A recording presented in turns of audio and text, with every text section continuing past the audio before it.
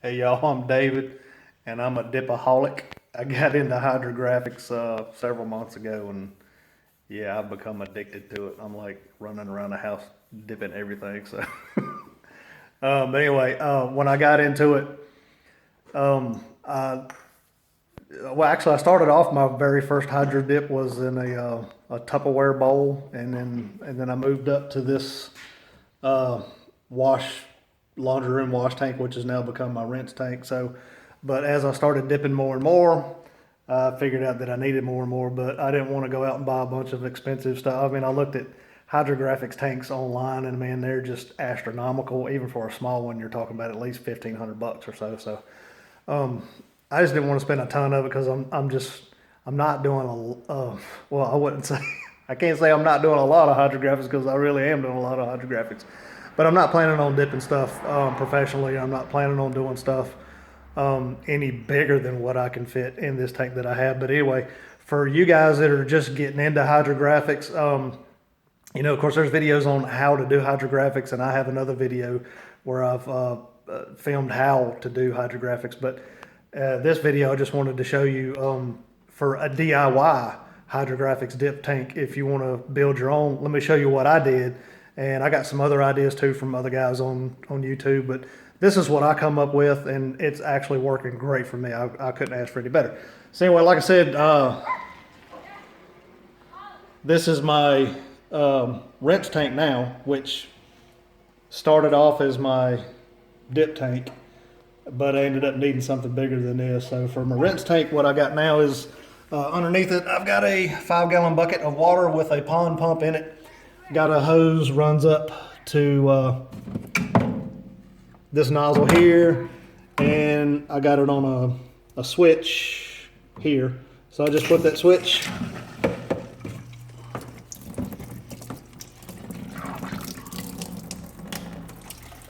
and it's a little weak right now because I guess I need to clean my pump. But anyway, so that's my DIY rinse station. It's not pumping real hard right now because I need to clean the pump. Anyway, so here's my tank.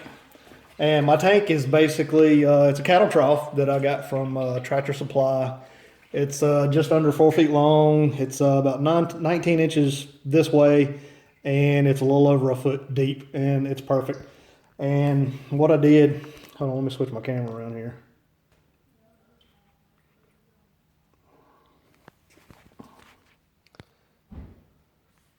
All right, so what I did, I found these just aluminum right angle pieces I got at Lowe's, and I just took a piece of plexiglass, cut it, and pop riveted it to it. I made 2 of those, so those are my dams, which I can remove, and I just curled the ends over so that they just fit right over the lip of this tank. And then you see my water, which I fill right up to the rim there. This is also on a pond pump down in the bottom, and I put it on a PVC pipe here. And the PVC pipe, if you can see, it's a little dirty. Drilled a hole every 1 inch, and that's for my jet. And basically what I do, I'm trying to keep from dropping my phone down in my tank. So basically what I do is when I'm ready to rinse, after I've done my dip and I'm ready to rinse, I just pull my dams out, set those to the side, and then I've actually got my pond pump or my jet set on a foot switch. So then all I do is just step on the foot switch, which is great because your hands are covered with that PVA and film and stuff from where you just dip. So if you got a hand switch, you're gonna make a mess real quick. So anyway, just with my foot switch, just cut it on, and there's my rinse, and it works great. It'll rinse all the way across the tank, as you can see. And then what I do, instead of spending a bunch of money on a high-dollar filtration system for it, all I really do, I got this extra large fish net. It was like $6 at any. You can get it at Amazon. Amazon, you can get them on Amazon, Walmart, or pretty much any pet store. And all I do really is just take this fish net and I just hold it in and let the rinse just guide the film and the trash, whatever's in the tank, right into the fish net. And then I just scoop it right out. I mean, and it works. It works great. It works just as good as a $300 or $400 filtration system will work. And I didn't have to spend $300 or $400 on a filtration system. $6 for a fishnet, so it was great. All right, so there's my rinse, my filtration. There's my dams, homemade dams. And then to heat my water, if you look right here, I've got a sheet of plexiglass, if you can see it. There are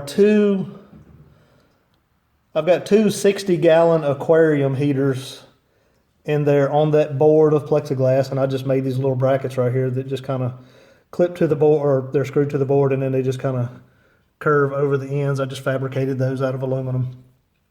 So that's heating my water. And you can see here is my temperature gauge. My water right now is at 79.1, which is okay. You want your water to be right at 80 degrees or so. And then I can add just a cup or two of hot water to it, and it'll bring the temperature up. A lot of times right before I get ready to dip, after a couple days, I'll throw a cup of hot water in there. Here's my timer. My timer, when I get ready to dip, you want your film to set for at least a minute. So then I just use this as just a cheap little timer that I got on Amazon. I think I paid like $12 for it. And my tank was $98 from Tractor Supply. Everything I've got, I mean, I don't have over $200 in this entire setup here. And then I just happened to, in my garage where I place my tank, I've got a window right here, which is perfect. And I've got this double exhaust fan that I placed to suck all my fumes out and stuff. And then I've got my paint station over here. I've just got all the paints that I use for my graphics. Just all my supplies and stuff that I need is on this table. And then over here, my air gun, and I'm using a hydrographics. I buy it by the gallon. Get it on eBay for like $70 for a gallon.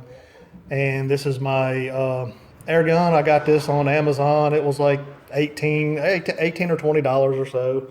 And then my compressor stuff I already had.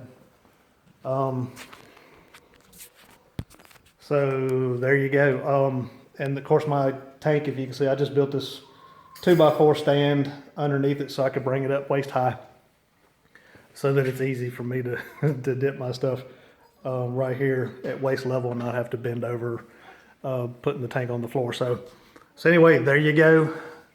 That's my setup. Hope that helped you. Like I said, if you're getting into hydrographics and you're not sure what you need, or you know what you need, you just don't want to spend a ton of money on it, just do what I did. Go to Tractor Supply or Southern States even. Just get you a cattle trough. Makes a great hydrographics tank. And you can build everything that I've got here. Everything for not more than a couple $100, and you're set. You're good to go. Thanks for watching. Have a good one.